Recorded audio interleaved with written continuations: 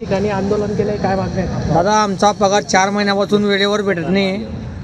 अजून वेळेवर त्यांना प्रश्न विचारला ते म्हणतात नोव्हेंबरमध्ये पगार भेटेन, डिसेंबरमध्ये पगार भेटेन. आम्ही काय करणार? आज आम्हाला उपासमारीची वेळ आली आमच्यावर. आम्हाला काहीच उपाय नाही आहे सर. आम्ही डायरेक्ट शेवटचा उपाय आहे आत्महत्या. आता आत्मदान करणार आहे आम्ही शेवटचं. माझी मुलगी आजारी आहे, दर महिन्याला पैसे लागतो माझ्या मुलीला, पण पैसे नाही माझ्याकडे. आज उपासमारीची वेळ आली माझ्यावर. काय करणार सर? हे कलेक्टर साहेबांना निवेदन दिलं, आयुक्तांना निवेदन दिलं, ते बी म्हणता हो बघू करू, पण आम्हाला आजच्या आज पगार हवा, नाही तर आम्ही कालपासून उपासना बसणार आहे. किती महिन्याचा पगार? 4 महिन्याचा पगार दादा.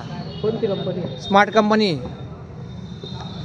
कामगार आयुक्त साहेबांना निवेदन दिलेलं आहे, कलेक्टर साहेबांना निवेदन दिलेलं आहे, आणि अजून आम्ही दुसरं स्मरणपत्र देण्यासाठी आलेले आहे.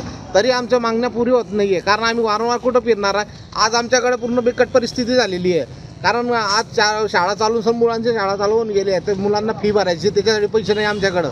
आणि कंपनीला आम्ही पैसे मागतो वारंवार, तर कंपनी म्हणते पैसे भेटणार नाही तुम्हाला, नोव्हेंबरला मिळेल पैसे, नोव्हेंबरला मिळेल पैसे. तर आम्ही नोव्हेंबरपर्यंत काय करणार आहे? किती दिवसाचे आणि किती पैसे बाकी आहे आणि किती कर्मचाऱ्यांचा विषय? आज टोटल आमचे 40 लोकांचा विषय आहे. 40 लोक कर्मचारी काम करतात. आम्ही म्हणजे तिथं कसं आहे, साफसफाईचं काम करतं पुन्हा, आणि साफसफाईचं काम करल्यानं आम्हाला सगळं आरोग्याचा, त्याचा मुलं बाळाचं सगळं बघावं लागते. तर आम्हाला शाळेसाठी त्याच्यासाठी घर भाडं आहे. आम्हाला अक्षरशः आम्हाला पेट्रोलसाठी पैसे नाही यायला, कामावरती यायला. आणि आम्ही काम करून घेतात, काम तर आम्ही रेग्युलर करता, पण ते पैसे मागितल्यावर पगार होईल उडाउडीचे उत्तर देत आहे सर्व.